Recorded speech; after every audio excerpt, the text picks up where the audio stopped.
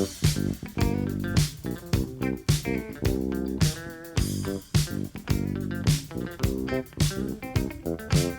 love cookies. I love cookies. I love cookies. I love cookies. Welcome to Cookies, the world's most influential basketball podcast. I am Ben Dietrich. Jordan Rodelli is on vacation, but Andrew Kuo does not take days off. Mr. Andrew Kuo, how are you on this wonderfully rainy evening? Pretty amazing, incredible, except for the fact that, I have not been able to secure a little of that bucatini bag. Oh, And it's been weighing on me a little bit. Like, my days are full of positivity. full of ziti, full of fusilli, but lacking a certain pasta with a hole in the middle. The spaghetti, the fettuccine, the linguine. But none of the bucatine, man. And it's getting frustrating because friends of the pod, shout out to Mills Moran, have been teasing New Yorkers with shots of LA bucatine. And it's really getting to me, man. It's my otherwise calm demeanor has been compromised. I've noticed that despite everything being amazing, you are in a bucatine rage. This is what a bucatine rage looks like, everybody. Or what it sounds like most. Oh, yeah, right. If you could see it. Yeah. It's like, yo, Andrew hasn't showered in a while. It must be that bucatine rage. Oh, yeah, it's a bucatine biohacking, yeah. So I went to Wegmans, which is a Rochester-based grocery store, grocery Dumbo. chain, but there's one here in the Navy Yard in Brooklyn. And I went to the pasta aisle, as one does. No bucatine. None. Was Other it- pastas. Oh yeah. You want some spaghetti number 9 or whatever it is. Like, Not bad, but not it's fine. Linguine, they got it. Not one box of the bucatine on the shelves. So here's what I'm pondering.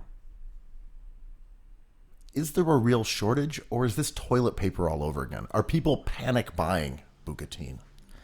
Baseball cards ruined my young life. This seems like a market manipulation. Is that what you're getting at?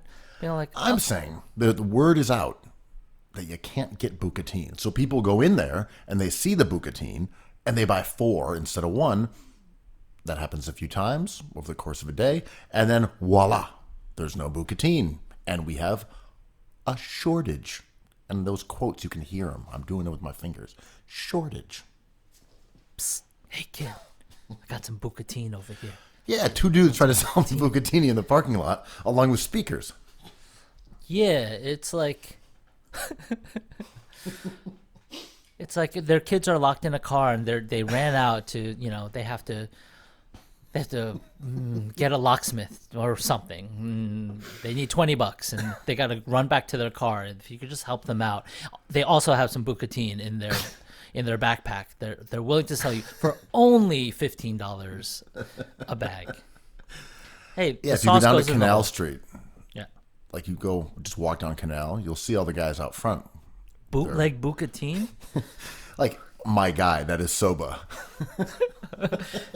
Oh, cool. They have bucatine. I got a box that says bucatini in it, but I open it up, and what do we have? Angel hair. Capelline. The sauce does not go in the hole. Yeah, man. Back then, it was it was like Yeezys months ago. Now it's just impastas. Just a bunch of impasta brands, man. See, that's why you listen to the world's most influential basketball podcast, and that's why you subscribe to get these kind of impasta puns. Fresh out the pot, al dente. I made a good pasta the other night. Ooh. It was not bucatine. No. But What? Maybe it was. oh, I think I've been wait. hoarding bucatini. Have you been getting high on your own supply, dude? Well, I mostly I sell it on the street, but Just a little taste. I gotta make sure it's good. I use the I use a recipe that's a little bit of butter and a little bit of Nice. why am I spacing on it? Anchovy paste. No, it's from it's the what you'd use in like a Japanese soup. Miso. Miso, yeah. You made a butter miso pasta. That's a David Chang move. The cacio pepe with miso, right? Yeah. I don't know who I ripped it off from because it was on the New York Times, but it was that recipe. Pretty good. It's Sounds definitely great. that recipe though. Pretty good. Sounds great. And it takes no time at all. So if you're in the mood and you can get your hands on that bucatini, the miso butter, little a lot of freshly cracked black pepper. There might be one other ingredient. There might not be. Anyway, Remember there was that giant catastrophic earthquake in Italy, and we were supposed to lose the world supply of Parmesan. Do you remember this? Like there was like wheels just destroyed, wheels on wheels just like knocked over and cracked open, and they were like, in 5 years you're going to be paying double for Parmesan, and it's because this one place got earthquaked. And I've yet to see the street fervor for Parmesan as there is for bucatini. I'm sure you read that article about the unearthed like food courts of Pompeii. I did not. What's It was up? it was really interesting just because anything about Pompeii is interesting in general. But they dug up, basically like salad bars of Pompeii, and it was like, okay, this earthenware vat used to have a rabbit and snail stew in it. And you're like, that's awesome. Like I just love that you guys had like a sweet green for Pompeii. Right. Like, did they have like terrible jokes like Kendrick Lamar's like, No, I was trying to think of one. beats don't kill my vibe? Yeah. Sweet Green is really suffering during this COVID quarantine. The $10 to $15 salad has been eradicated from people's kind of people are eating their feelings more so these days than they are in offices. And there's no I shame, was right? gonna say they're working from home.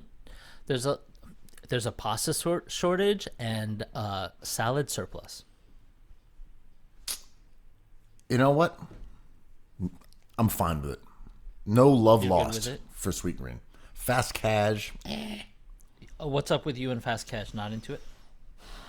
It just doesn't. That's not my thing.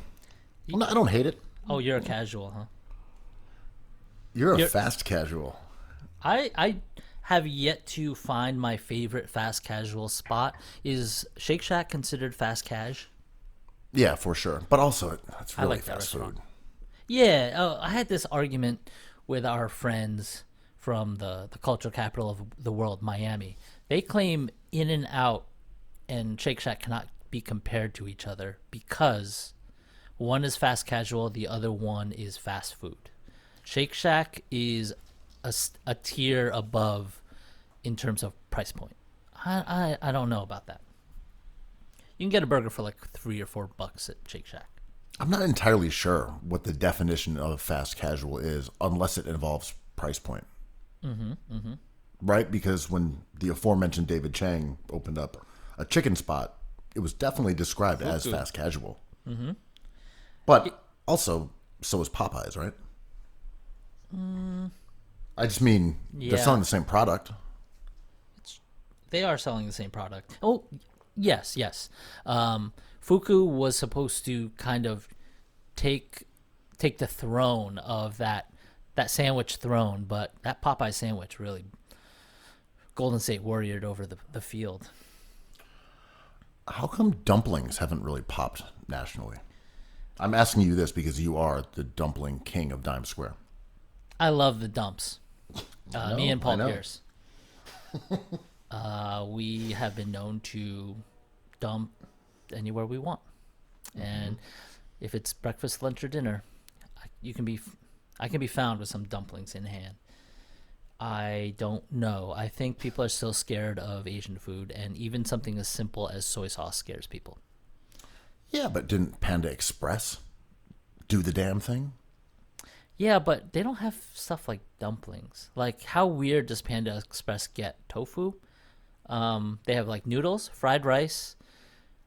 I mean, I really like, we've talked about this before. I really like the idea that like America's dish or New York's dish might be Chinese chicken wings, and like America's food like hamburgers still?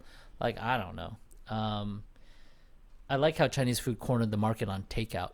If someone says takeout, you just assume Chinese food. That is true. But dumplings just seem like something that they could have made a phenomenon, right? Like, oh, shoot in there, grab your dumplings.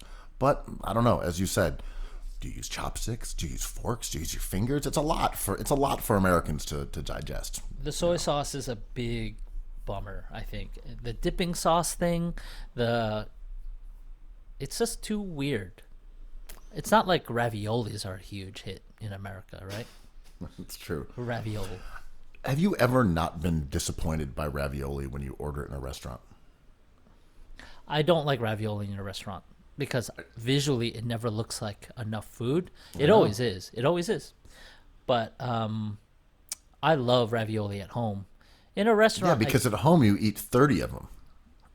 In a restaurant, they give you 6 and you look like a sucker. I know, but it's always kind of enough, right? There's always a leftover, but it's always on a giant plate, and they're never piled on top of each other. They're always adjacent. Oh, no. Oh, it's such a burn. It's a burn. Someone gets a big steaming bowl of bucatini, and you're like, that looks great. And then your 6 ravis come out. Yeah. Spread across.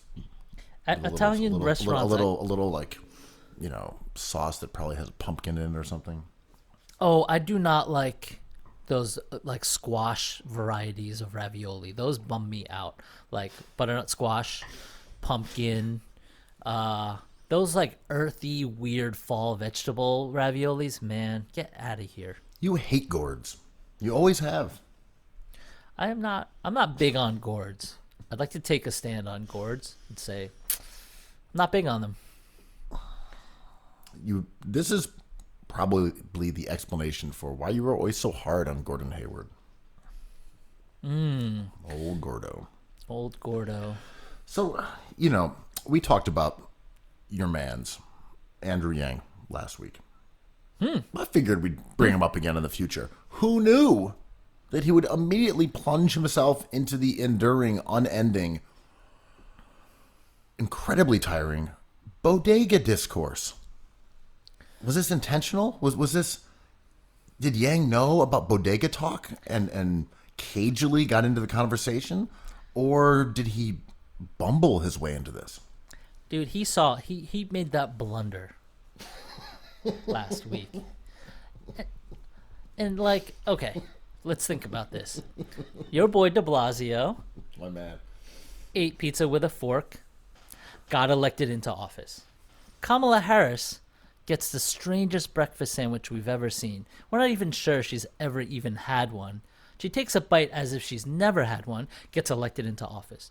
Andrew Yang, feeling maybe the enthusiasm for his prospects dwindle, is like, I need to get this back. I'm going to start a bodega discourse, which New York City people love.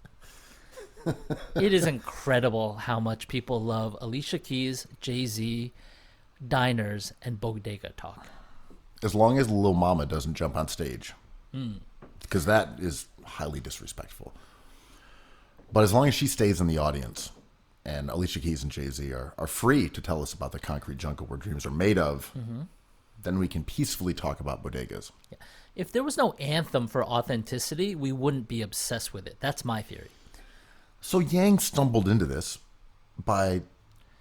he made a video, like kind of his first campaign announcement, where he kind of just did the cliched things that a New Yorker would do, and it was his New York bona fides. I've lived here 25 years. I fell in love here. I went to school here. I raised a family here. Blah, blah, blah, blah, blah. Here he is playing a piano at Coney Island. Here he is eating a slice of pizza. And then there was another video of him just going into a bodega, kind of like screwing around with some bananas, then leaving them on the counter and walking out. It was really odd, and it was brightly lit. I think someone had identified which bodega it was. Was that a bodega? It was. Well, okay, so I had to look up a definition of a bodega, right? What the internet thinks a bodega is. It's a small grocery store in New York City, usually in like a Dominican or Latin neighborhood, usually. But it doesn't have to be. There's Korean bodegas, right?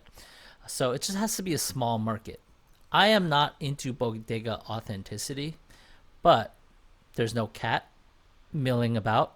There was no like flickering dim lights. There was no 40s in the back. This was like a bright, nice place with a deli counter.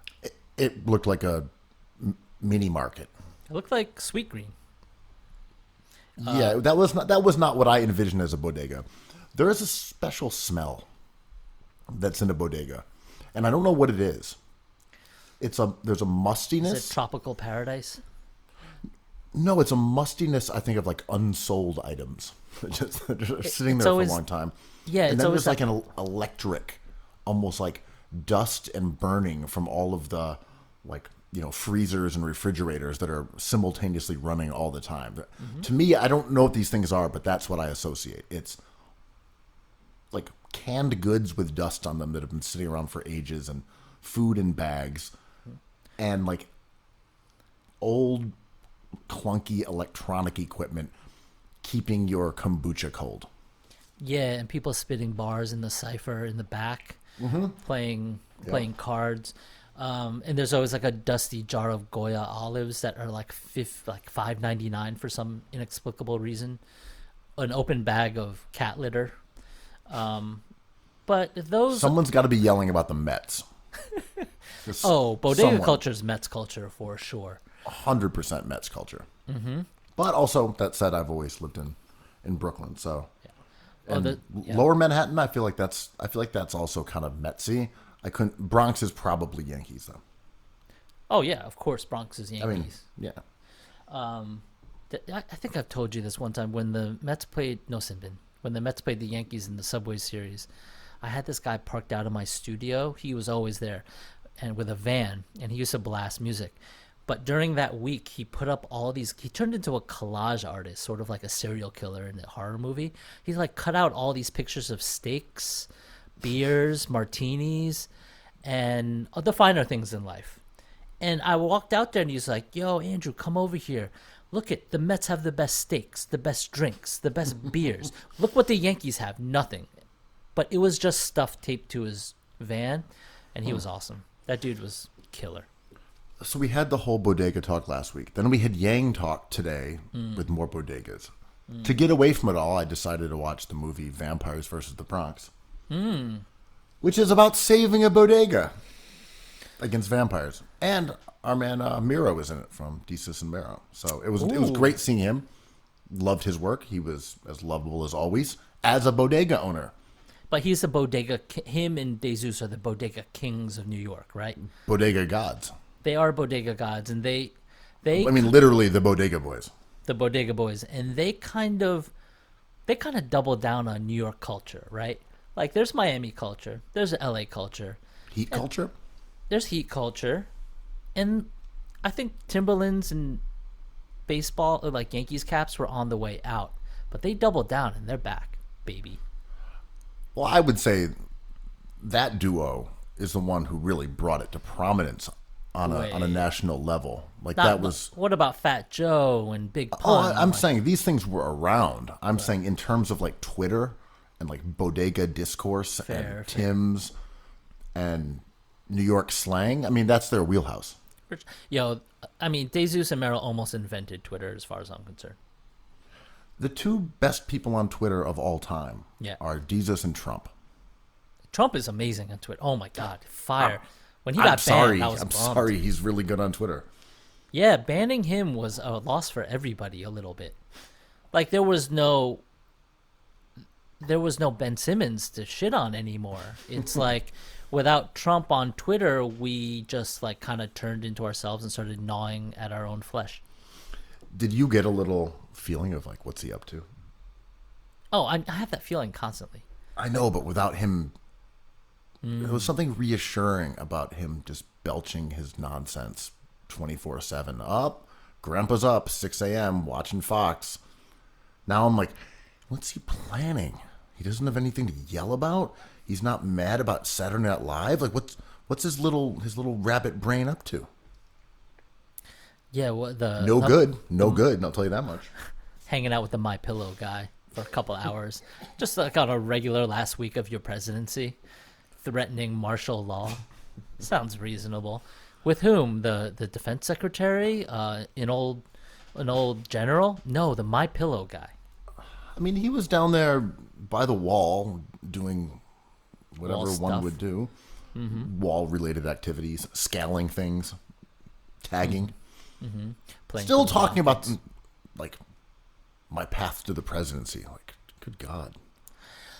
Yeah, there's like a whole complicated mixture of feelings for him now, because you feel sad for him in a new way. I do. I'm just like, yo, this guy, like, this is very sad. And he wants to go out with like a 21 gun salute and a red carpet. I'm like, it's just a red carpet, buddy. Like, this is crazy. And of course we could have mocked him the whole time. Of course we did. And Emperor's New Clothes and all these like old tropes. But when we see it happen, I'm just like, yo, this guy is like, I mean, not cool.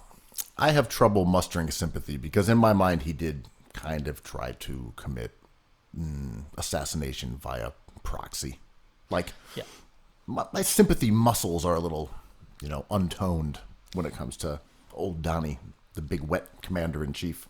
I mean, it gets confusing when he's like executing people on death row all week, and people are like, these are human beings that shouldn't be executed. And someone's like, this is what they did. I'm like, this is very complicated. I don't know. I'm just saying I don't find this moral confliction by his grief about leaving the job.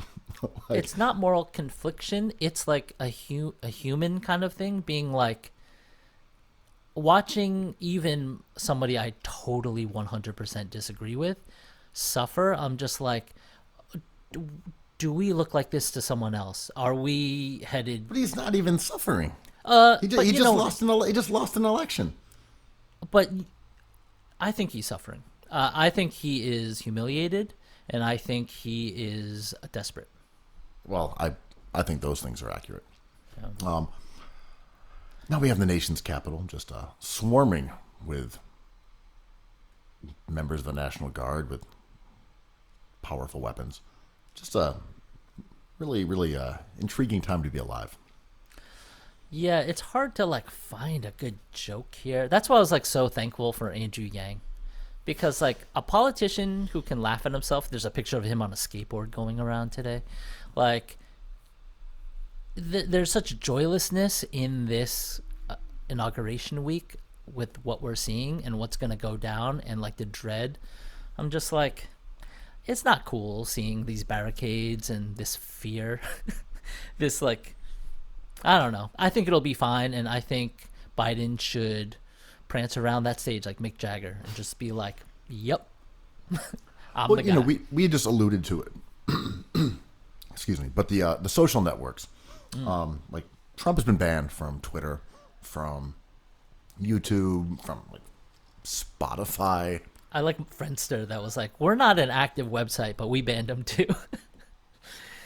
Like, personally, I know that he has been blocked from the Cookies Hoop store, where there is a new purple sweatshirt on sale and a purple hat. Both have hot pink embroidery. But rest not assured, to match Mitch McConnell's flesh tone. but close. Yeah, unfortunately. But just so you know, Donald Trump has been banned from the Cookies Hoop store. Unlike Michael Jordan, we do not sell our products to everybody. But I don't have a strong stand really on Donald Trump and other conservatives' grievances about being booted. Now you've got like the Glenn Greenwald. Mm-hmm. He's there like, this is wrong. It shows how much power these tech barons have over freedom of speech. This is a bad precedent. I thought you'd be pro-Trump on this. I'm saying I agree with that standpoint too. Mm-hmm. I also think there's a side where you look at people who just tried to overthrow democracy. And like, yeah, you probably shouldn't really have those guys using these networks to gather their militia for another strike.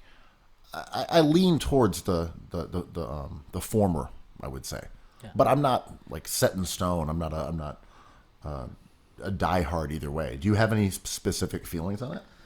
It's confusing, right? Because people immediately bring up like the capitalists don't understand capitalism, and Twitter is a company that makes money, and then there's immediately afterwards there's a conversation about what a monopoly is, and these right-wing people who I disagree with have a point, right? It's just like, well, you guys dominate the airwaves if we can't participate.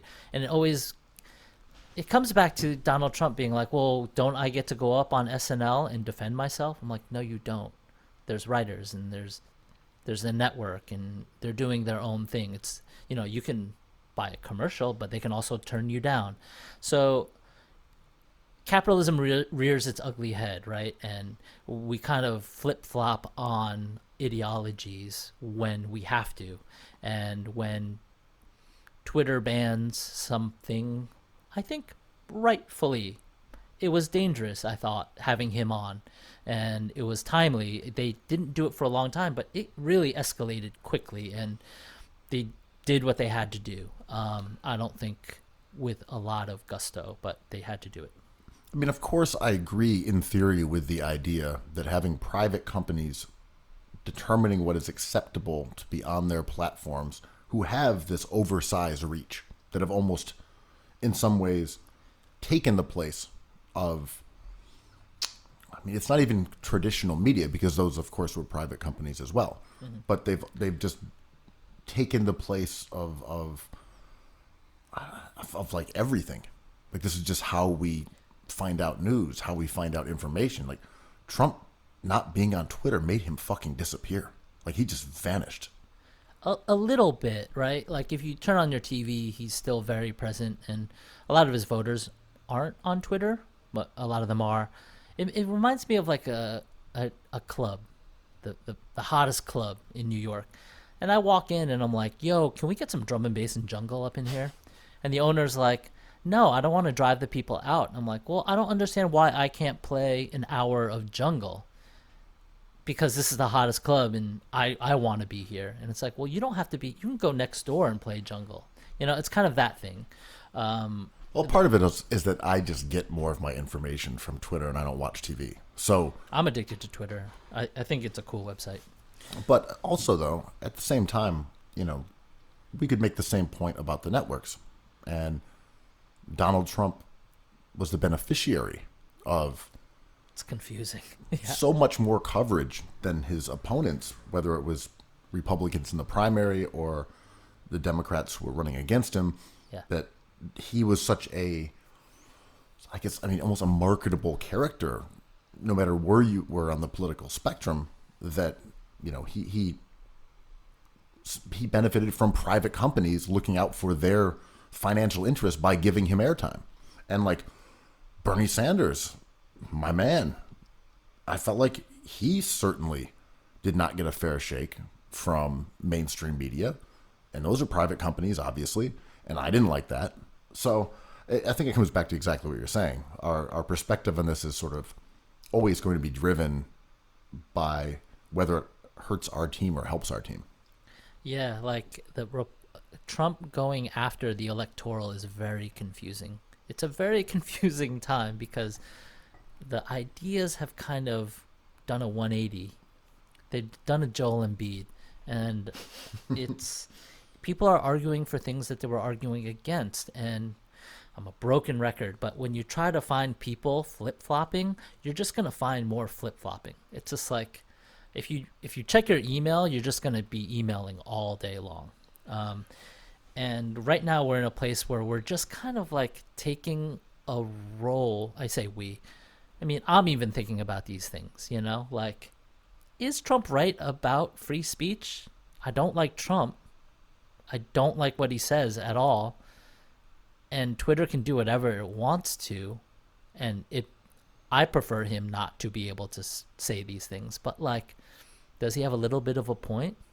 Kind of. Yeah, no, I think it is a nuanced issue, and it almost, when people are there talking about, oh yeah, the FBI is going to get him. Oh, we like the FBI now. Yo, dude. Okay, that's my thing. We like the feds? cops now. Like, it's like, why didn't the cops knuckle down on these protesters? I'm like, okay, so we're anti-protest and pro-cop right now. Very confusing. As I saw this stuff in DC play out, I was like, why aren't they holding this line? But I don't want I don't like cops. And now all of a sudden, cops are heroes for saving Mike Pence. I'm very confused. Thank God the cops saved Pence. Heroes all. I'm like, sure, okay. From who? His own people? Guys with Blue Lives Matter flags who voted for Pence? Oh. But yeah, there was one of those guys, former military dude. I think he was in the Air Force. I can't remember if he was from Texas or Arizona, somewhere like that. And he was there, and he was arrested, and he had zip ties or the flexicuffs on him, and like some sort of military helmet. And the government was like, yeah, he was planning on, kidnapping people, maybe murdering, assassinating, all this stuff. And the judge was like, well, you haven't shown us evidence of that yet, so we're gonna send him back home, and he has to stay offline, and he has to need like house confinement or whatever it is. Mm-hmm. And people were mad. And I'm like, well, wait a minute. We have to be for like justice no matter what. This guy sucks. He might have been intending those things, but if the state didn't make a good case that he was, then like we can't be rooting for him to be in custody. Like either you're for justice or you're not. Either you like cops or you don't. This is some D'Onofrio shit, right? Like this is some criminal intent. Like, what is your intent and what did you do? And like we're all siding. And are you a criminal? Yeah, right. Like. And it gets the defense of him was it's like, well, everyone has zip ties in their house for one reason or another, and I'm like, maybe, okay, I don't carry them around, but also I may have a couple sometimes when I'm doing work, when I'm tying up a bunch. I think that guy would have assassinated someone. I'm not even suggesting that he was innocently carrying like plastic handcuffs, but hey, man, you got to prove the case to keep the guy in custody. Sorry. I mean, right, like. We just went through a process where we were all worried about election fraud. And when it was accused, the people I know were like, well, let's hear it out. Like, if there was fraud, that's very bad. And there was none. Or just like funny examples of like tomfoolery. But there was no mass fraud to change anything. Like, if there was, I'd be very upset. But to get upset over the idea of the possibility of that is different too. And how many degrees away from an actual action could we get to punish somebody, right? It's like, ooh, I really wanted to eat that sleeve of Oreos. It's like, well, it's in your drawer, so you're going to get fat. I'm like, but I didn't eat them. It's like, yeah, but who has a sleeve of Oreos in their drawer, right? Well, my thing is, I could be missing some details on that specific case. Yeah. I'm only using this as an example of people who are ostensibly on the left and talk about, police reform, talk about defunding the police, talk about abolishing the police, and are still like, why is that guy walking around? Yeah. It's just an example. They may be right. Yeah. I'm just saying, watch how they switch sides. I was very confused watching all that stuff go down on TV because I grew up listening to like the Bad Brains and, wearing Bad Brains clothing with the lightning bolt striking down the White House and blowing up. It was confusing to me because as an adult, I was like, this is clearly wrong. What's happening on my TV? I don't like it. But I grew up thinking that like we have to change the way we're governed or else we're never going to be able to represent ourselves and justice and human rights and all these important things. And this is when like abortion was the hot button issue and it wasn't climate change yet.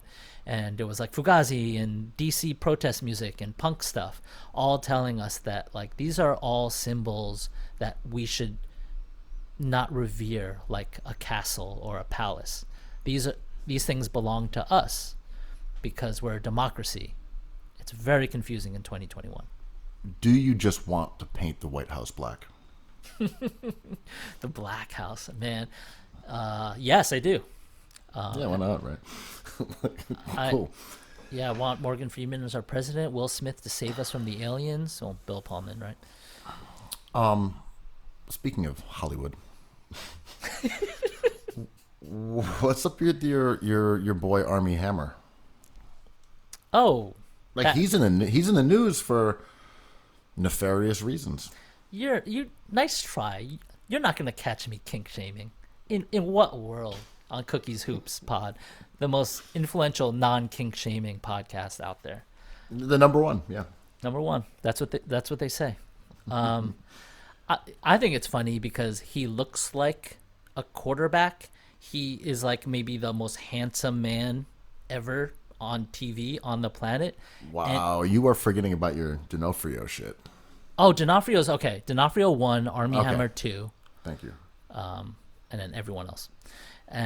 But it's like he is like an artiste, right? Like he takes roles like Call Me by Your Name, even The Social Network. Like he is an actor. He's not like a action guy who does stunts. Like he portrays complicated characters. So of course he's weird, but he doesn't look weird. So when the stuff came out where he was kind of like, I don't really actually know exactly, but he said some spicy stuff in a DM, right? So in a DM, he was talking spicy, yeah. Saying he was a cannibal, wanted to hold like a human heart or something like that. What in the world? Yeah, he was going off, and then he had a finsta, and he clearly has snitches in his ranks because someone.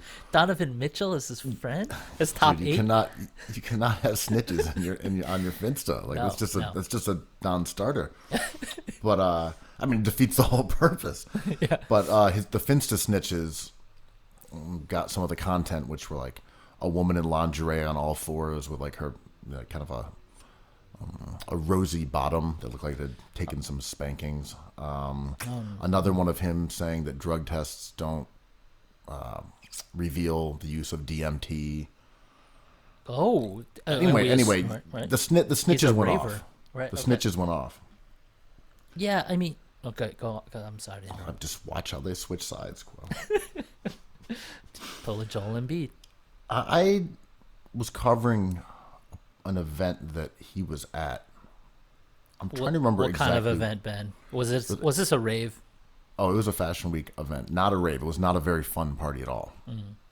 I can't even remember what company it was for. It was for a luxury brand, Cartier. That's what it was. It was a Cartier party. Fancy. Very fancy, yeah. And it was at the Cartier mansion on Fifth Avenue. I've been there. That place is You're there like once a week buying pens. just chilling with Armie. But yeah, it was not a great party. In the mix, I ran into like some of the Supreme skateboarders were there. Nice. Skater of the Year was there. Oh, so this is like 3 or 4 years ago. 2 years ago, maybe. Okay. Who knows? Time. What is time? I would say 2.5 years ago, maybe 3. But he was there, and I remember only 2 things. One is that he is like 6'5". Right. He's a tall king. And the other was that he just kept trying to get a drink. And a PR person was shepherding him around to do press things and photos. So I talked to him for a little while, and he was just trying to get a drink, like the entire time, fixated on like getting a beer, getting some vodka. Those are the only 2 things I remember. That he was a tall, thirsty king. There's nothing wrong with that. You're at a place where they're serving adult beverages. His This throat is the was number parched. 1 non-shaming pod. Yeah. He was thirsty. He's a tall, thirsty king. He lives for thirst in many ways. But like, right, so he looks like a dashing man, but he may be like a dirty dog. But he's an artist, right? Like, don't we want our artists to be dirty dogs, kind of, historically? I mean, as long as they're not like bad, but like he's kind of freaky as far as we can tell. I don't know. I mean, I thought he had like wild chaos energy That's for being interesting. this guy, as you said, who was like handsome, an actor. Just he had like, I'm trying to go off energy. Oh yeah, you can Like- see like- one of those coming from a mile away. Yeah. I mean, he just pulsed with that. And so this again, I was in the same room with him for an hour and talked to him for probably 5 minutes. But this whole episode falls directly under the impression that I got. I was like, yeah, he had like mainline's Diet Coke chaos energy. Yeah, and this story just really makes me miss going out. It's like I have not run into one of these people since COVID dropped, and COVID's not for me, and these people are not for me either. But like, man, I miss those nights. I mean, yeah, I miss a good party. Yeah. I mean, will Armie ever party again like that? Probably right now. My hunch. Yes. I'm gonna bet on yeah. Yeah. I mean, You see, as a tall, thirsty king, man. You just can't turn that off. You can't teach thirst.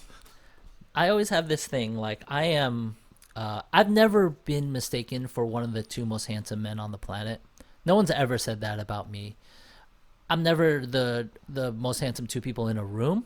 So I almost envious of people who are like 6'5" and dashing. I'm just like, what does that feel like when people just like you? And then you're a maniac, and I'm like, oh, like you are Andrew Wiggins, kind of like everything's in place, but like you can't shoot.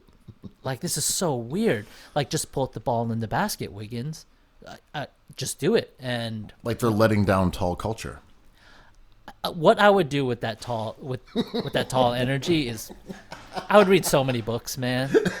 It would be crazy. I'd watch so much more TV. I'd eat mindfully. It would just be awesome.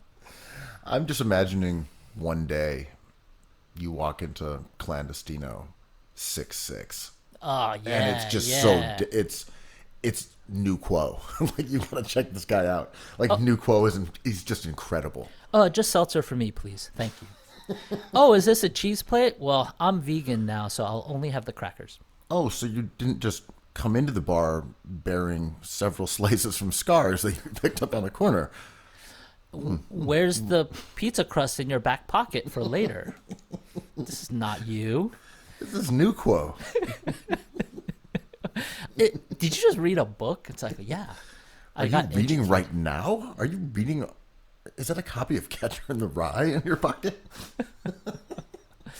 It's like all of a sudden I know about like James Comey and what he was thinking about, really thinking about. It's amazing. I could read one of these a night. And That's I'm not- 6'6". That's not the real Quo. That's an impasta. Impasta, man. I got that Luzidi in my pocket always. Well, glad we got that conversation out of the way. I'm excited to see New Quo. He'll be welcomed when he arrives. Yeah, Armie Quammer. I don't know.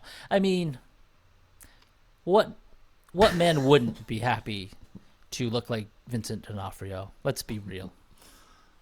Head cocked to the side, looking for clues. Solving mysteries. What criminality are you up to? What's your intent? Well, look, we got a New Quo in New York. Mm-hmm. We got Andrew Wang Yang. pretending he lives in New York. We have James Harden arriving in New York. Nightlife back, baby. What? I think someone tweeted like Applebee's will not survive this. There's an Applebee's right across from Barclays Center that I always want to go in. Have you ever eaten there? I have not, but I'm buying shares of Last Lap. Do you think that's going to be the hang? Our Cookies Classic finalists? Oh, champions. Champions. What? Do I think that they will benefit from James Harden in New York City? Is that the baller hang? Because the greenhouse is over, right? There's only so many things I can say on the show. I mean, yes, it's an intimate community of our Patreon subscribers. Sure. Let's just say NBA players are not unfamiliar with Last Lap. Last time we were in there, was DeAndre Jordan in there? Yeah. That's a big man for a small room. Yeah. That's a tall guy. Last Lap is a great place. I love it. James Harden is going to. They're gonna announce an expansion. There's gonna be a salad bar in the back. They're gonna have all the championship classic teams ready to go. Is Harden gonna be in the Cookies Classic? We can only dream. So Yes, definitely. So what'd you think of that trade? So the trade you're referring to is the one that sent James Harden of the Rockets, a perennial all-star, one-time MVP, multiple-time MVP candidate, one of the greatest offensive weapons who has ever lived, to play in Brooklyn alongside Kevin Durant and Kyrie Irving. Also two superstars and two of the greatest offensive players of all time as well. And superstar Joe Harris, the brunch superstar Joe Harris. Walking bucket, the movable vat, Joe Harris. Other moving parts in that deal included a host of draft picks in the future, along with draft swaps going to Houston. Karis LeVert ended up going to Indiana. Victor Oladipo went to Houston. And your man, Jared Allen, ended up getting shipped over to Cleveland. I do love him. In the midst of the frenzy. But the big story that we'll talk about first is James Harden in Brooklyn. So he joins two absolute superstars, offensive supernovas all. And I guess my take here is Brooklyn did this trade because their calculus changed, right? I can keep explaining this. Because Kevin Durant looks healthy and has a player option in a year. Well, right. So I think the background to this trade is really important, and it's that when Kyrie and Kevin Durant signed with Brooklyn before last season, they knew that the first year of the deal was going to be essentially a wash. That Durant was not going to play. He was coming off an Achilles injury, suffered in Golden State, and that year didn't really matter. They both signed 4-year deals with opt-outs after the third. So in essence, they were both signing 2-year deals for a 2-year window of contention. Now, as we talked about last episode, and as everyone in basketball is discussing, Kyrie went off the grid. There's talk of him retiring. We don't know when he'll be back. We don't know if he'll be back. So all of a sudden, if you're Brooklyn, you're looking at this and you're saying, well, what if Kyrie doesn't play this year? That means we're down to 1 year, hopefully, with these two guys together, and then they're free agents. Yeah. Our whole rebuild, all that, we might only get 1 year of fielding these two guys together. Insane. So I think they had to make a move. I think so too. And Harden is one of those rare players that even if Durant goes down, he still puts them in the competition, right? Single-handedly, I think he's a finals contender on any team he's on right now in 2021. He's that good of an offensive player. It's a big risk. They went for it, and I really love it because there is a time to do nothing and there's a time to do everything, and I like seeing both. And I think the move was appropriate, and they gave up a lot, but did Houston get any starter? Are they going to net any automatic starter? I mean, Oladipo is going to walk, I assume. He's going to be in Miami in a second. And Dante Exum also was moved in that trade, and he went to Houston. But again, another expiring contract. So the only two players that Houston received in that trade are both guys that will most likely leave after this year, or have the option to if they feel like it. Yeah. So they got nothing back in terms of long-term talent, unless they wanted to pay those guys. Yeah, and that team has a win-now player on it, right? John Wall, and the casuals' favorite. I'm forgetting his name because I'm a casual. Christian Wood. Right. Right. The most right wing, the most Republican sounding player of all time. Well, let's talk about Houston in a second. I'm just saying for Brooklyn, though, I think they just saw all their hard work and their window imperiled, and they basically said, if we have two of these three guys, we still have a chance of making it to the finals. Two of these three. All three, you might start talking about a little bit of redundancy. But all three, they're incredible players. They'll figure it out. But two of those alone, Durant and Harden alone, that can probably get my you to the God. finals. Oh my God. Sends shudders down my spine. That is a very good duo. And, one could do basketball gymnastics and say, like, the three of them together might provide not only some redundancies, but some weaknesses defensively. If there's two of them, let's say Kyrie is getting himself right and he should take all the time he feels like taking, and we don't see him this year, maybe you put a defensive guy in his place. And then you're talking about a different calculus, but a definitely scary team to play, right? Oh, of course. I think their defensive weaknesses and vulnerabilities on that side of the ball are real. And I also think that they will be an incredibly appealing place for players coming out of the buyout market later in the year. It's a big market. It's a contender. There are superstars. And because there is not much depth, if you are a veteran who gets bought out, that's a place where you can go and conceivably get real minutes. Trevor Ariza is going to end up on this team. I have no proof. He just always ends up on these teams. He's exactly that kind of guy, yeah. Yeah. Okay, go on. No, I was just going to say, the work is not done, and it's odd to see this massive piece get moved to your side, but it creates more work to do. I think with Jared Allen and Karis LeVert and Kyrie Irving and Kevin Durant, it was kind of a defined object. It was almost complete, I would say. But then you add the cheeseburger that is James Harden, and it takes over the plate, and the fusil is kind of pushed out to the sides, and you got to figure out what to do with it. And you can't even find the Kyrie bucatini on the shelves. No. Does the sauce go in the hole? Sometimes. That trio does not necessarily have connective tissue. Right. But they are so great. They're so individually brilliant at scoring and also good passers. They're not like oblivious. Oh, they're all triple-double guys. Ball hogs. I mean, they can all pass. Yeah. I mean, James Harden led the league in assists. Kyrie obviously can as well. And KD, you look at the course of his career, he went from a guy who averaged like 1 assist and 1 turnover ratios to like 5 to 1.5. He improved immeasurably as a passer as he's gotten older. So also, Kevin Durant has been fucking insane this year. Insane. Very grateful for it.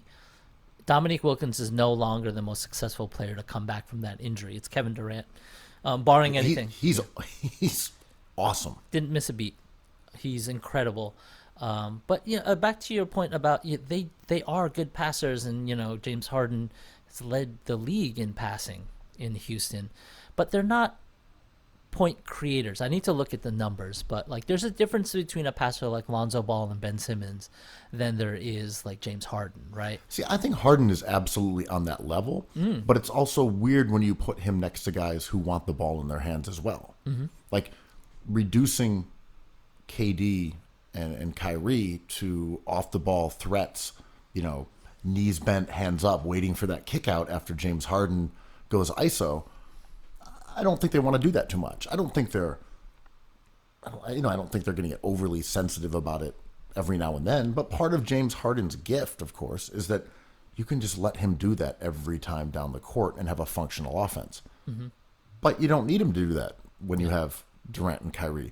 And I will say early in the season, late in a couple games, when it was competitive, they didn't have a great sort of on-court rapport between Kyrie and KD.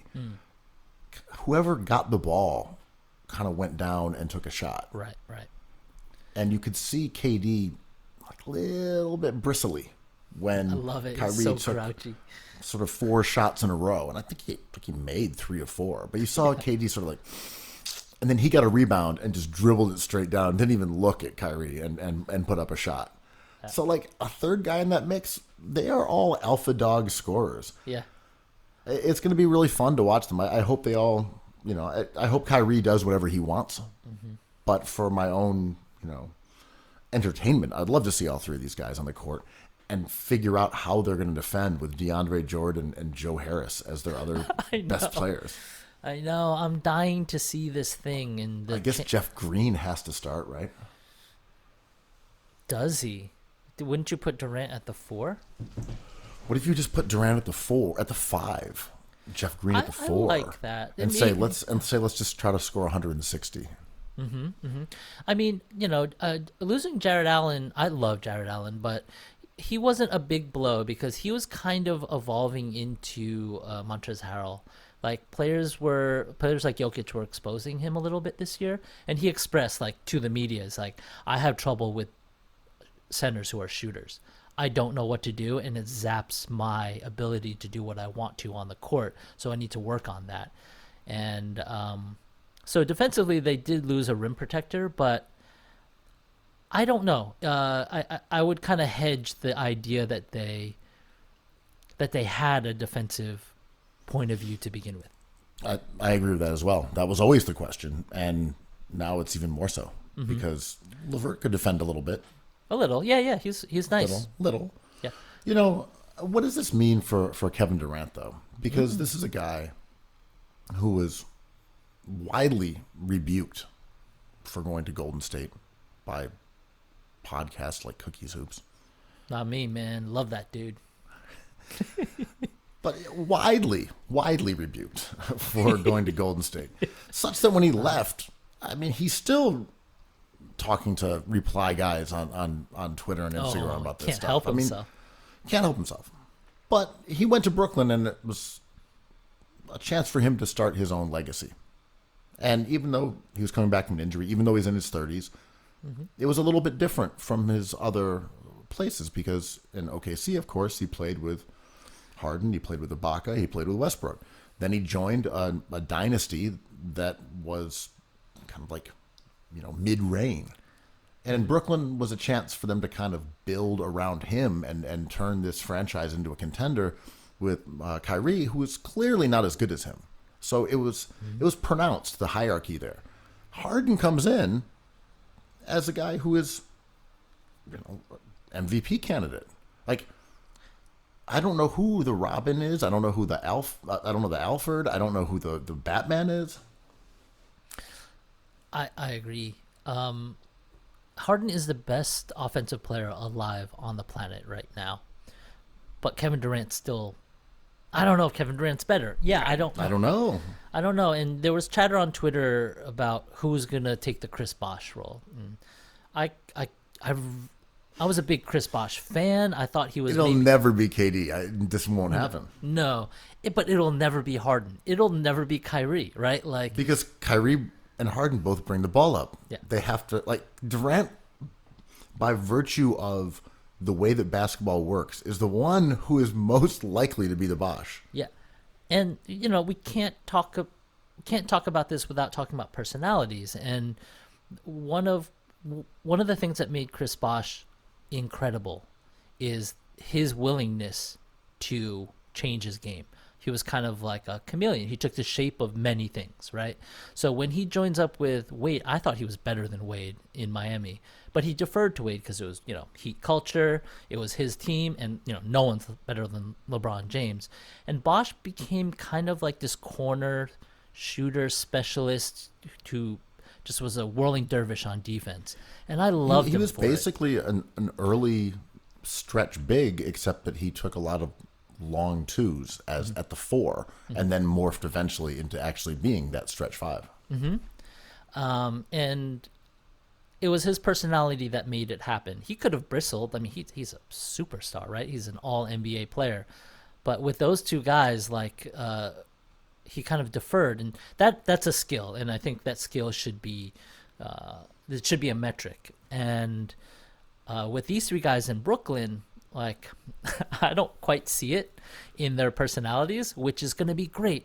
And I was joking with Knicks fans, there's no light at the end of this tunnel. We have something funny, but we don't have anything good, and we've pined for this Nets team for 20 years, or Dolan has. This is what Dolan wanted the whole time, and the Nets have it. So let's live vicariously, man. Let's see how this plays out.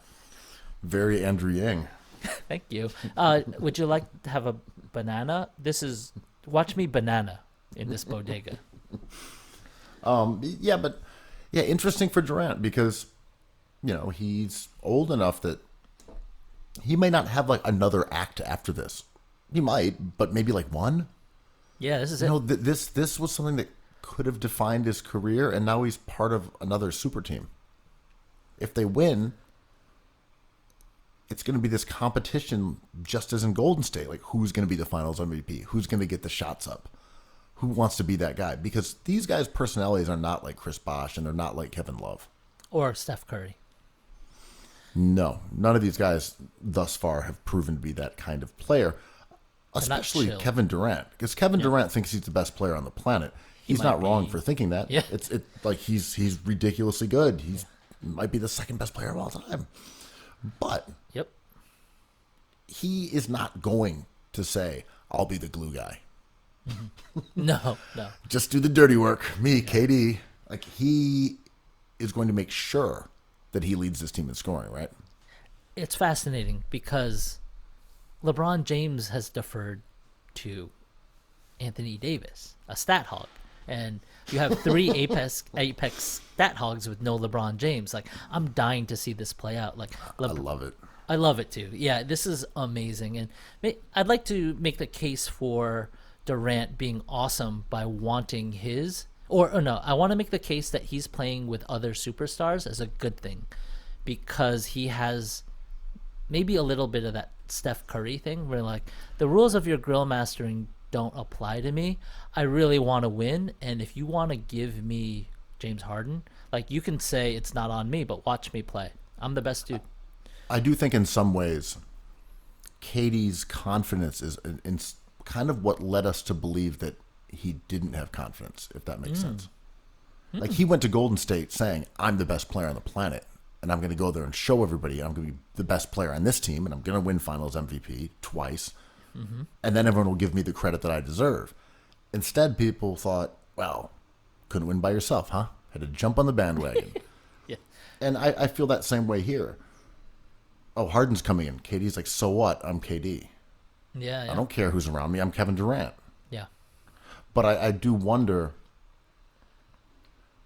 with 1 year after this, on all of their contracts, is this trio going to stick together for more than 2 years? Very unlikely, right?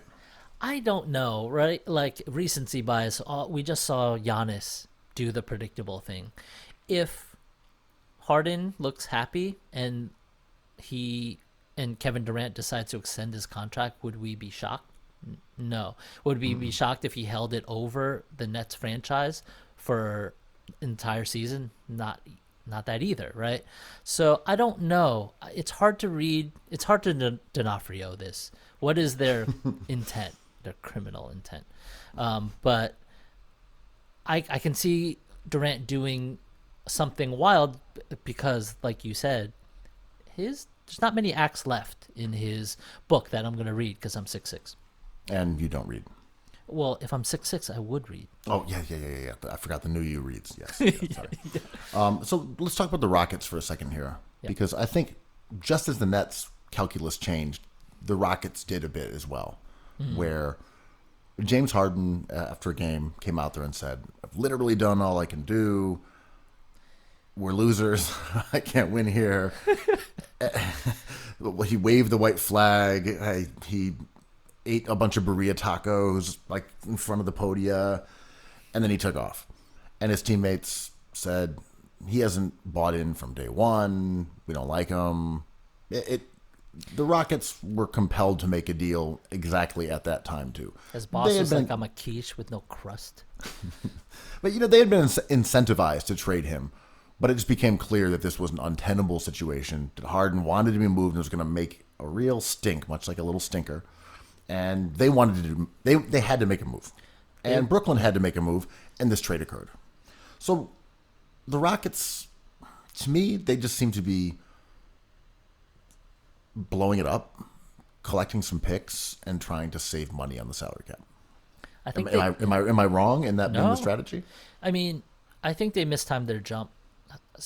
Trading for John Wall and acquiring Boogie Cousins, I thought the Furtada man maybe thought he could have smoothed things over with James Harden, and it was a kind of a win now roster, right? They paid Christian Wood. Christian Wood is like not young. He's still pretty young, and his 25? contract's not crazy. Yeah, I mean he's a find. Like he might be a star, but I think it is a very win now team. PJ Tucker is still on the roster. They have old guys there, and I think they mistimed their jump in that the hubris of maybe thinking that they could keep James Harden after all of this is like someone who's really poor. Like someday I'll win the lottery and it'll be all good, and then they're broke overnight. I don't know what they're doing, but I wouldn't be surprised if they think that they could re-sign Victor Oladipo. Yeah, it's hard to know because I would also not be surprised if they tried to flip Victor Oladipo. They should. For anything. They're clearly going to trade PJ Tucker.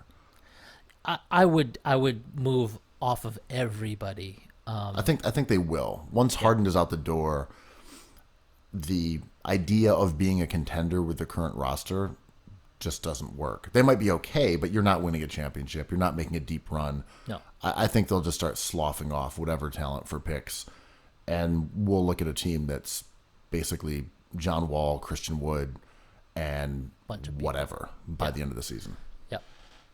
Yeah.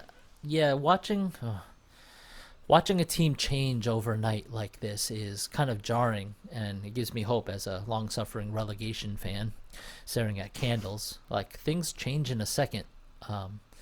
But watching the Rockets de-evolve like this, it's kind of started with Chris Paul and them swapping him for Russell Westbrook, but whatever, they don't have to spend 20 years rebuilding with no hope like the Knicks. They could do this pretty quickly if they're savvy. I mean, this is kind of an interesting time for the Rockets, and I don't think all hope is lost. They have Christian Wood.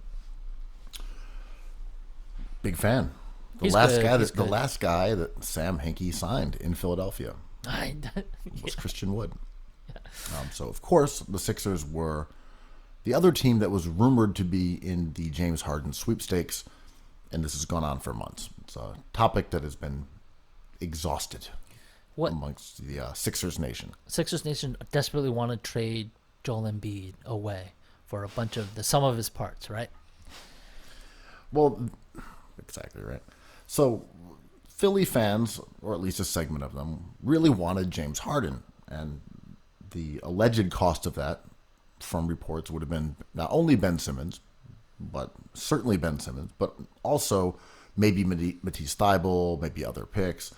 It's clear that the omelet man was going to squeeze Morey, who is now the general manager of the Sixers, no matter what. Like, that was going to happen. If Harden was going to the Sixers, it would have been for an extraordinarily steep cost, if at all. I also think it's not outside the realm of possibility that the Sixers were only used as leverage to get the Nets to kick in more draft picks, more swaps, etc. Yeah, I agree, because, weeks ago when this came up hot and heavy, Morey said publicly that he was not going to trade Ben Simmons for James Harden, or anybody. And we all, the nerds put James Harden into the trade machine. It was like, well, Daryl Morey's a liar because these trades are all approved in my hypothetical mind.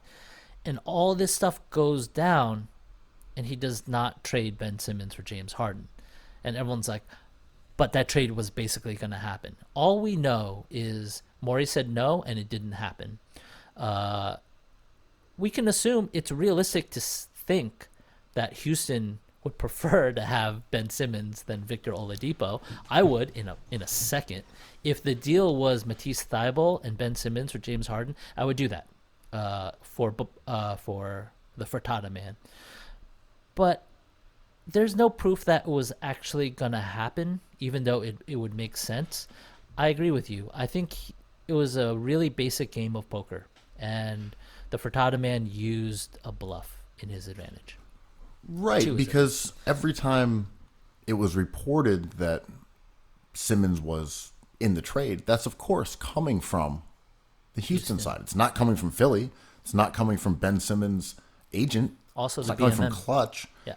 But I mean, that stuff is coming from the Houston side, who has every reason to say that he was on the table. Yeah. Because if they had been using that as leverage, you have to keep that lie. You can't say, actually, Ben Simmons wasn't on the table, because then your word is no good. So, again, maybe he was, maybe he wasn't, but all we know is that ultimately the Sixers did not trade Ben Simmons for James Harden. Right. And there's all these sort of, trade contortions that people go through, being like, well, the sticking point was Tyrese Maxey, and Maxey's untouchable. And that's what was the stalling point of that transaction. I'm like, Maxey might be good, but is he going to be a starter? Probably. Ben Simmons is a first NBA teamer, or second all NBA. Like, we're talking about a bona fide star. And it's odd how we talk about certain players when we see them enough. Ben Simmons' resume already looks like he's going to make the Hall of Fame. Tyrese Maxey looks awesome. I think they hit on him, and that is like a wonderful find in the draft. But if he's ever as good as Ben Simmons, that would be shocking. I mean, it's implausible.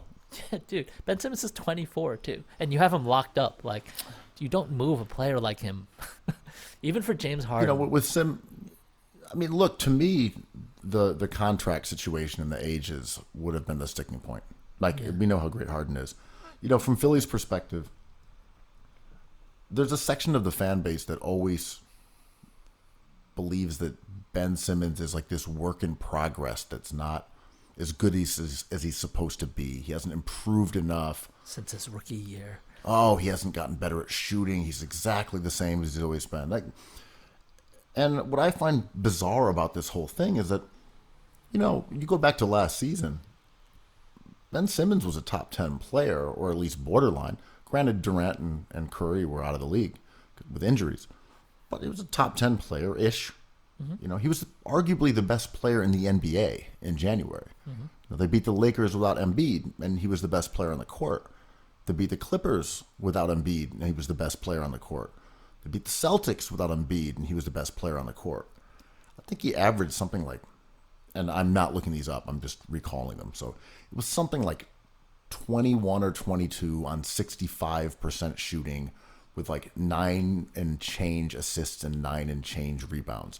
Also, while leading the league in deflection, steals, loose balls recovered, and being the best defender in the league. And so you take him out of the bubble, and the Sixers have no chance with Embiid. Yeah, I just mean, to me, when I look at Simmons struggling a little bit to start this year, I'm just like, I know what he is. I don't change my evaluation based on him scoring 5 points and then believing that he's not good at basketball. Like, he was a top 10 player in the NBA last year. Totally. He's great.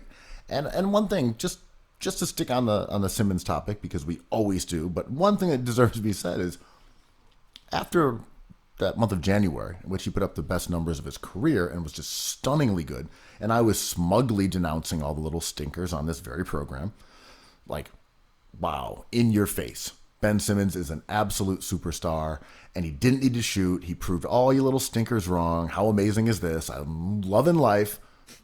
Hurts his back. Misses the rest of the regular season. Comes back in the bubble a couple games, hurts his knee. Has to get knee surgery. That was 11 months, man. Yeah. So when Ben Simmons is coming out here and shooting poorly to start the year and turning the ball over, I'm like, this dude has played 14 games in the last calendar year while also having a serious back and knee injury.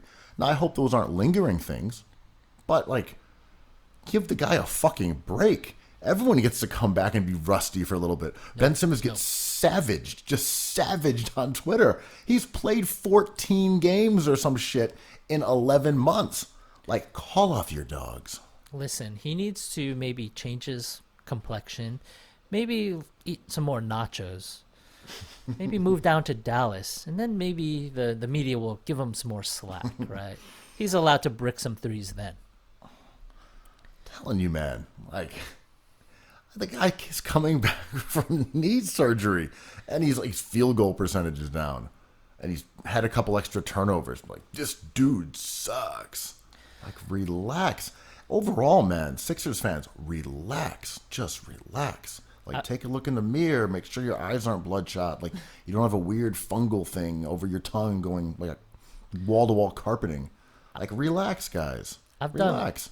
You got Ben Simmons, best defensive player in the NBA. You got Joel Embiid, MVP candidate. You got Seth Curry leading the league in three-point shooting. You have 4 young guys who all are fun and promising. You got Daryl Morey running the show. Like, life is good. Life is good. You're undefeated while your roster's been intact. Like, chill out. You're basically in a virtual tie for first place in the East. Dude, I know the feeling. I have Leon Rose. Like, Frank Smokes and Kevin Knox. I don't have to worry about 2 spots. It's just like I'm cruising. Life is good. You are chillaxing. You're chillaxing. Yeah, and like I've done a Embiid 180 with a Sixers Ben Simmons hater. They're a joy, man. I do not want to get them booted off of Twitter because they're super fun. And, you know, if I strike out on bucatini, I can always hit a home run on Twitter reading all these takes that coming from Philly. And it's really fun to hear people say, like, Simmons is trash. And I'm like, all right, time to get my Monte Ellis typing hands going. And, you know, no villains is no fun. So I love all the hate coming after Simmons. Yeah, there was some dude, I don't know who he was, tweeted, like, I'm depressed. the Embiid's title window has slammed Oh, shut. right. I'm just like, that's so good. That's so good. Like, oh man, he's gonna be so happy when he finds out his window has not closed and he's up for a championship for 5, 6, 7 years maybe. God bless little stinkers. Morey hasn't even gotten started. He hasn't even made like a full round of moves. The trade deadline's coming up. Like, Morey is a constantly moving thing. He's the Chris Bosh of GMs, right? He just like kind of adapts to his surroundings and his roster. Yeah, like the one thing I will say about Ben Simmons, just to interject quickly, is that what I have noticed though, and this is acknowledging he's looked rusty. As I said, I think that would make sense that he would be rusty. He has not played basketball. Yeah. This is a guy who shot something like 58% from the floor last year or something like that. He's at 52. And this year it's far lower. Like, he didn't become bad at basketball. He's either rusty or these injuries may be a little lingering. I don't know. I obviously hope he's not still suffering from back and knee injuries, but whatever. He has not scored up to his usual standards, and I'm not worried about it at all. Like, at all. It just doesn't bother me in the least. I will say, I don't really love the Dwight and Ben Simmons minutes thus far. Like, they just can't score that well. It's 2 guys who play in the paint, 2 guys who can't shoot. And I'm looking at Ben's numbers when he's out there with Dwight. He's averaging 10 points per 36 minutes with a true shooting percentage of 50 when he's out there with Dwight. Like, that mimics his numbers when he was out there with Boban or Greg Monroe, Amir Johnson, other non-shooting centers. So this is my only actual concern about the Sixers, is that I think they really need to tinker around. Tony Bradley season? No. If you're going to use Ben and Dwight, you can try it out for a while, but you really have to put really good shooters out there and maybe another ball handler. Like, if you're gonna take a real effort at making Ben Simmons coexist with another non-shooter, you've got to get, like, Isaiah Joe, Maxey, Danny Green, Shake, of course Seth Curry. Like, you have to put real shooting and ball handling around those 2. You can't really get away with, like, Tobias and Thibault. Expanded rosters. Get that Brook boy. Yeah. Anyway, that's honestly my only critique of Philly right now. Everything else is clicking. They look good. Joel looks like an MVP candidate. All the young guys are super fun. Isaiah Joe, Maxey, Shake, Matisse, they're all great. Yeah. They're under contract on team-friendly deals for a while. Like, all systems are fucking go. I'm only worried about that Ben Dwight backup center position. That's it. That's my one little quibble. And as you said, that's like one trade away. Yeah. Well, if you were Giannis, what are you thinking after this week? What are you thinking after the beginning of the season? To your point, The Sixers look good. Boston looks like they're doing fine. The Nets look like they might be world beaters. Is Giannis up in his feelings these days? I mean, his narrative has shifted, right? For sure. Back-to-back MVP. Flamed out in the playoffs twice. Mm-hmm. No one cares about Giannis right now. No, he's the invisible man. He's going to put up like 30 and 10, and we'll say, sorry, dude. Yeah. We're done. We're over you, man. Yeah. Like, you got to at least go to a finals. You probably have to win it for us to even care about you. And is that fair? No. But I do believe that he is going to toil in absolute obscurity this year. This is the part of big market syndrome that we don't talk enough about. Because Giannis, I think Dallas with Luka was waiting for him, maybe going to make him a pitch for the offseason, in the offseason to pair him up with Porzingis and Luka, which would have been very fun. The Knicks were ready, right? Like the Knicks were kind of, they had their open, they were in the food court and they had their wallets open. It's so fucked that Bobby Portis left New York and joined Giannis in Milwaukee instead of vice versa. But he chooses to stay in Milwaukee, and everyone, all the boomers have to applaud him because this goes along with the idea of loyalty. And it's a team that drafted him, so he's an authentic player who's not chasing a better life somewhere, another work opportunity. And I think the subtle effects of the big market is a lot of the journalists come from the big markets. And now we don't really hear much about how incredible Giannis is. One, because of fatigue, because we've seen him win 2 back-to-backs. If he has a better season than he has the last 2, which he might, he will not win MVP just because of fatigue. And that's just the way it works. So I think everyone will tip their cap to them. Their odd fedoras, these weird green tiny hats to him, and be like, he's an all-star, he's an MVP candidate. I was going to say, is there any market that has this population of journalists that you're referring to? Sacramento, yes, Yeah, yes, the King's media mafia. Right, the Thunder media mafia, the TMM. But you know what I mean, right? Like they're now MVP rankings are kind of trickling out, and Luka's on top, around the top, and even though Giannis is having the same exact season, he's suffering the Russ Westbrook thing, where it's just fatigue. LeBron James, right? Yeah. I mean, look, right now, the Bucks have the best net rating in the NBA. They're very good. They lost to the Knicks, but who doesn't? The Knicks are incredible. Yeah. They lost to the best. Yeah. I mean, but the Bucks are going to end up with another spectacular record. They're going to be first in the NBA in defense, most likely, or top five in offense, probably first in net or second. Like they're going to be a really, really good team, barring injury. But I think every single person is on the same page.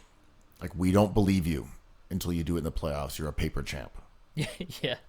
And it's not like it's just how shit shook out. It's not particularly fair, but yeah, you win back-to-back MVPs and you got the best record in basketball. You're on pace to rival Golden State and Chicago Bulls last season, and you haven't even made it to a finals. You know what? We're going to take a wait and see here from here on in. They came for Chris Paul. They came for Paul George. It happens to many players. They came for Russ Westbrook. Like, this is just a tradition, I think. We build up, I mean, this is a cliche. We build up these players in order to criticize them. And if they're not good, there's nothing to grab onto. And with Giannis, we've built this thing. He's a very affable dude, and he seems like a real cool guy to hang out with. So it's going to be hard to make him into a villain, but they're going to try. Well, kind of to your point there is that if there's no narrative, but he's still good, and they're on TV and they're winning games and they're a contender, we got to come up with some storyline. And it's great as he is here, and as great as the Bucks are in the regular season, can they get it done? Can they find the success that has eluded them, and why has it eluded them? What is the fundamental flaw, the moral failing that has prevented them from success. And that's an interesting debate when it comes to Giannis, because Giannis has always been propped up as the guy who does the right things, the guy who works the hardest, the guy who chucks up 5 shots a game from 3, despite missing 70% of them, because that's what you're supposed to do. You humble yourself on the altar of self-improvement. You stay with the team that drafted you in a small market. He's done all these things right. And yet they do need to turn against him for a new narrative. Because Giannis, as the golden child with unlimited potential, has now hit a ceiling. And this is going to happen to Luka Doncic. I think he's going to win multiple MVPs because people love him. Writers love him. And he's good enough, but he has flaws that will rear their heads in 2 or 3 years after we've created him to be like next, right? Like LeBron is still incredible, but whenever LeBron decides to not be the best player in the NBA, I think writers would really love that to be Luka. But Luka's shooting has not improved very much from last year. His defense has not improved. He's still the man. And I mean, to be fair, none of these guys who are in the playoffs are going to have improved that much. Like, they didn't get a real off season. And especially at Luka's age, what's he, 20? If he had put in a full real off season just working on his shot, maybe it gets better. But him recuperating from a regular season and an abbreviated hiatus, I don't think you're going to see that many jumps from guys who played in the bubble to now. I mean, Chris Middleton's having a better season than he did last year, and he lasted longer in the playoffs than Luka, right? Well, Chris Middleton's not going to get better because of the offseason. Chris Middleton is good. He's shooting better, but it's not because of work he put in necessarily. He's a good shooter. 3-point shooting is weirdly volatile in a way that you wouldn't expect. Guys will shoot 36% one year and 44% the next, and there's Happened no to real LeBron, explanation why. Yeah. Like LeBron's shooting his career highest or since 2013 this year. It's not because he got time off and worked on his jumper. Yeah. But I'm saying Luka is still so young that you could say, all right, your jumper is a little spotty from 3. With the right diligence, you can creep this up into a little more respectability. I mean, he played Giannis tonight, and he had a great game, 28, 13, and 9. But from 3-point, he was 1 for 7, and from free throw, he was 3 for 7. Giannis is 1 for 10 from free throw. These are very cool, odd players, and just because they score a lot, I think people have given them the benefit of the doubt that someone like maybe Lonzo Ball or LaMelo Ball is heading there, or Ben Simmons doesn't get, because they don't accrue points. But there's flaws with all these guys, and there's reasons why LeBron James and Kevin Durant don't always get MVP, and it's more complicated than just fatigue. I think it happens to, if the NBA had a script, we could predict the ending or the middle of all these players' stories, right? I think what you were saying about non-scorers failing the tests of Jordan originalism is totally real. If you go back to when, milkmen and drywall salesmen were playing in the NBA, and Boston had 7 Hall of Famers on its roster or something. In a 9-team league. Bill Russell was viewed as the best player, despite the fact that he didn't score for shit. True. Couldn't shoot foul shots. No one cared. It was about winning and defense. Michael Jordan shows up, leads the league in scoring every single year. And that sculpted what we view as the GOAT for generations. So when we look at someone like Rudy Gobert, Simmons, Draymond Green, there's this extra cynicism towards their greatness because they aren't from the model of Michael Jordan. And yet, the guy we viewed as the greatest center of all time, other than Wilt, that struggle between Wilt and Bill Russell was really empty, hollow points versus winning and defense and passing and team play and putting other people first. Yeah. Why do you think that is? Do you think it's because of Reaganomics and capitalism? Do you Yeah, think it was about probably, the idea right? of wealth, like lifestyles of the rich and famous? Did our psyche change in the 80s with politics, Margaret Thatcher, to like congratulate wealth and scoring and like I mean, have I believe it. You yeah. go back and you look at like union busting and the Great Society. Those are so foreign. Like, unions and Great Society are so foreign from our current. Right now we're in basketball gig economy. For sure. It's like we're all just walking buckets. Every last one of them. I mean, we can't end this pod without talking about the walking bucket, the best actually European point guard MVP candidate in the league, Nikola Jokic, man. I got Jokic fever. I'm like Googling videos of him. He's like so lovable and charming. And I'm doing that because he's about to Giannis. He's about to turn into Giannis in that I think the joy in his game will start disappearing sometime around now, where he's going to be less goofy and more like Jordan Originalist, being like, well, I got to get to the championship or else I won't be respected. So I'm trying to enjoy his upward ascension now. It's hard to say because I think that happened to Dirk when Dirk Yep. lost and was branded a choker, and he had to go around Australia like drinking whiskey with campfires and like finding himself. Respect. But I do wonder sometimes if being European changes those things. I like that. I don't know. I don't know. Giannis clearly buys into the American version, like almost like the American immigrant version, like Yeah. work really hard and find your success. And of course, it is proven true for him. I mean, I don't know where Jokic falls on this spectrum of like, Manu Ginobili certainly did not seem to fit under that same sort of capitalist idea that you were describing. He could have made far more money elsewhere. yeah, I wonder. I really wonder. That's a good point. Like, we always say like Steph Curry has this kind of lightness to him, but he has a distinct path to where he got. And we can't discount that. We have to talk about that. And, LeBron James has a different path, and he kind of has this.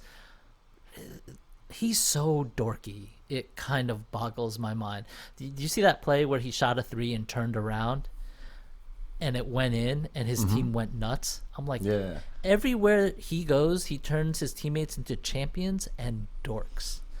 I mean, look, a lot of this comes down to the individual. I just think of a lot of guys from Europe, they didn't grow up in America. Like, they may not want to be here. They may come to play basketball, and that's it. It might not necessarily be about the rest of it.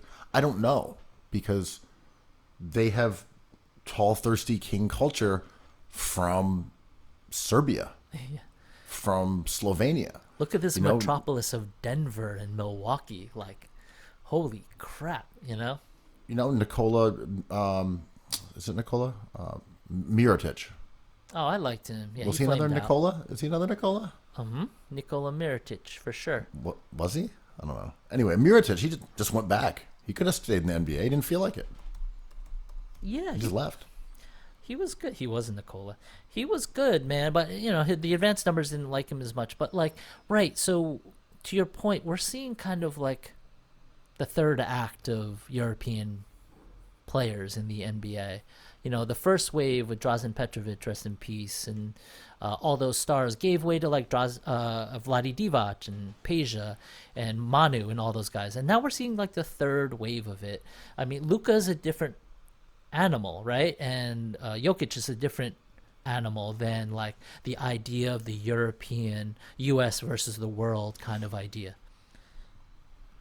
I mean, just the stereotype of the European as a finesse player who couldn't withstand the rigors of NBA physicality. Oh, it's I don't gone. think that really exists anymore. No way. Dirk did a great job of erasing that. Dirk's influence, I think, was multifaceted. Not only I mean, in the although way he that played. stigma hung with him until he beat the Heat, for sure. It's a winning bias, right? But Yeah, I mean, people claim those things about him all the time, that he was soft and a choker, he wouldn't get his ass in the paint, and then you beat Miami, and you're like, heart of a lion. I mean, we don't talk about Pau Gasol enough, but he was an extraordinary player. I think he was in obviously Kobe's shadow, and he still is. But we don't talk about him as a quintessential European prototype. That kind of shifted the dynamic of how I thought about European players. But people like called him a pussy. He was just a finesse guy. He was so good, man. But I mean, Pau Gasol was fantastic, and he wasn't soft. No, he was awesome. He was a fantastic defender. Yeah. Great rebounder. He's just a wonderful player altogether. He was just like kind of a cooked bucatini a little bit on the court.